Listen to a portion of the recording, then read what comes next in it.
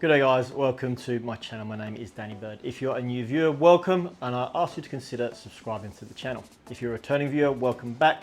I do hope that my previous videos are helping your game improve.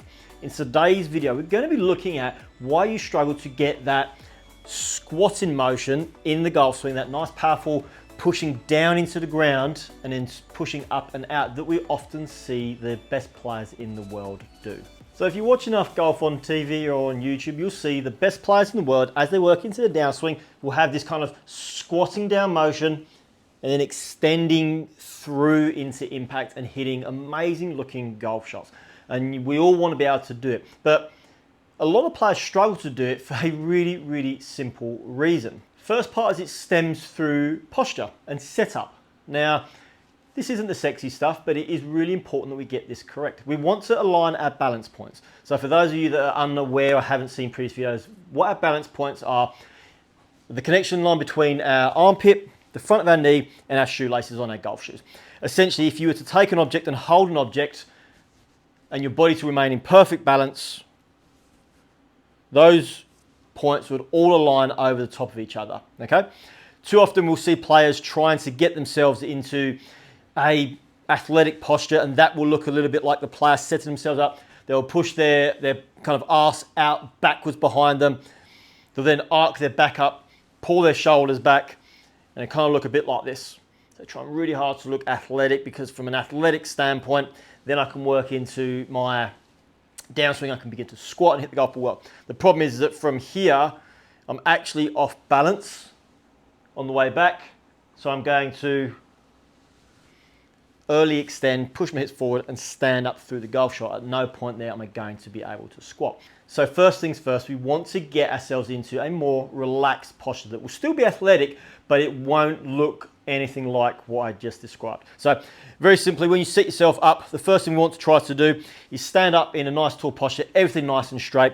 We've got our feet aligned, everything's nice and square here. Simply flex your knees until you cover the bows of your shoelaces. That's the first thing. So now I can't see those from this posture here. And then we're just simply going to tilt down with the club until the club is level on the ground, okay? Arms are nice and relaxed. And now if I place my golf club under the back of my armpit here, you can see that it's hanging down. It's over the front of my knee and hanging over my shoelaces. I'm in a balanced setup position.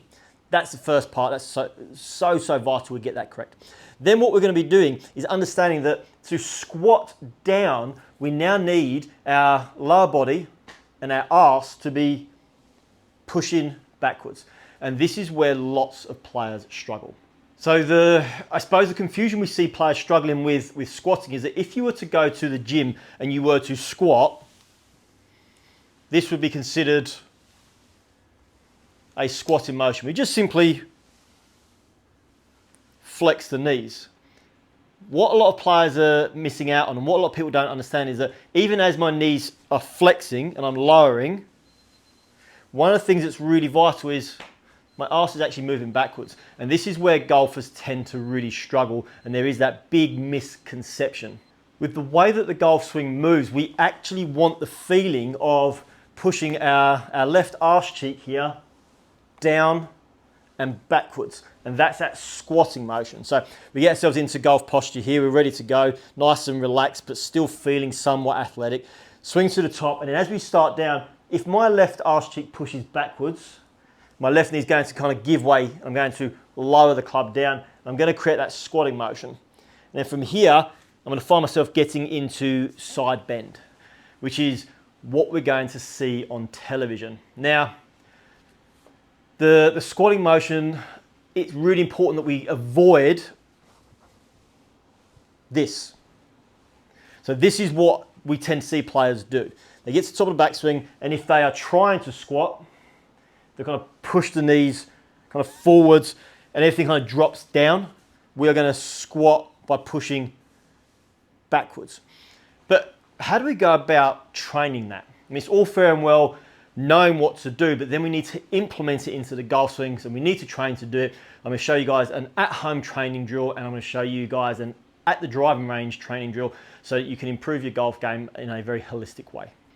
Okay, so at home training, and as always, if you watch my previous videos, you'll know that I like you guys to do this for 5 minutes each day, fully focused, for a 30-day period. What I've gone and done here, we don't need a golf ball for this one. I've grabbed my old set of golf clubs with my old TaylorMade bag here. And I'm going to place that behind me, just in line with my left arse cheek. So I'm going to set myself up here. I'm going to position it so that I can just slide my trail hand. I'm going to show you guys from down the line here. So as you can see here, I've got it positioned. I'm going to just simply place my lead hand, my left hand back behind, so I can just slide it between the bag and my arse cheek. We're going to cross our arms across our body, rotate. And as I start down, my goal is to now push my left arse cheek onto the bag, make connection, and then rotate through. As you see there, I've done a couple of pushes against it just to get a feel for where it's located. It's important that we are aware that we need that appropriate space, so that hand width. Guys, like all the training sessions, this is something that I would ask you guys to do for blocks of 10. So 10 movements, which is repeating back where we were. Check the position there, we're happy. Cross. 1, 2, 3, 4, 5, 6, 7, 8, 9, 10, and through. Then take a 15-20 second break and go again. It's really important that you focus on what you're doing if you want to see this then transition onto the driving range stuff, which I'm about to show you. Okay, so for those of you that want to go to the driving range and want to hit golf balls, the best way to get good at this is to actually be hitting shorter shots. So let's talk 60, 70 meters. So I've just grabbed a pitching wedge for this, and to encourage ourselves to work the motion, I'm gonna ask you guys to sort of grip down your wedge a little bit. Now, this is like previous videos, I will talk about break the session into thirds. So the first part of the session, let's say we've got 30 golf balls. So the first 10 golf balls, we're going to be solely working on the movement, the feeling, and it would be great to video yourself doing this to check that you're doing the right movements, because the results that you hit are not going to be amazing, but you want to make sure you're on the right track. Second third, we would be then trying to incorporate movement, but extending the swing a little bit. So again, not worried so much about the outcome of the shot, but certainly aware of how the body's moving and trying to build up to that final third where we're going to be hitting some full swings. So the first third, what we're going to do is set ourselves up. We've got our wedge in hand here. Going to go down the grip, and we're going to do a couple of rehearsals where we just go to hip high and stop. And then I want you to squat down, push back, rotate through. As you can see there, contact's terrible. We're not interested in making great contact. What we're interested in is ensuring that from a good setup, push, squat down, push back, turn through. We're getting the body used to the movement that it should be making. So you're going to do that for 10 shots. Your second third of the session, we're going to be doing the swing at a 50% swing speed, because again, we have to be able to do it in slower motion to be able to control it. So set yourself up, go down the grip ever so slightly. We're going to make, I'll demonstrate this briefly, swing to the top. We're then going to be slowly working down, trying to push that arse cheek back whilst also rotating. So it will look a bit like this in that 50% speed. So we're trying to force the squat down, and again, there's every chance that you're going to have the golf ball hooking, potentially shanking, thinning, fatting, all of it. Doesn't matter. This next third, your final third, that's when we're going to be looking to take the work we've just done and try to hit some full shots. So still sticking with the pitching wedge in this instance, setting ourselves up. Dummy run first, squat, push backwards, down and through, and then try to incorporate into the swing.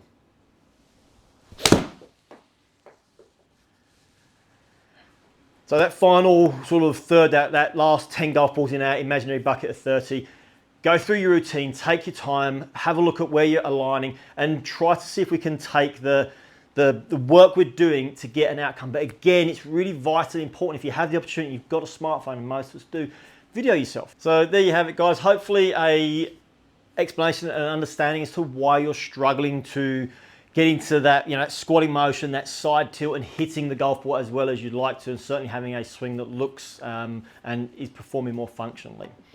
As always, I do appreciate you taking time to watch today's video, and I do hope that this video has been helpful to your game. And if you know somebody that's struggling with their golf game, a playing partner, a friend, a family member that could use the help, please feel free to share this video with them. If you'd like to leave a comment about today's video, or maybe you have a question about the video, please feel free to do so. As you'll see in all my other videos, I do get back to all the comments as and when they're made. If you liked today's video, please give it a thumbs up. That's so important because those likes help the video get pushed out further, the channel grows, and then I can continue to create more and more free content for you to hopefully help your game improve.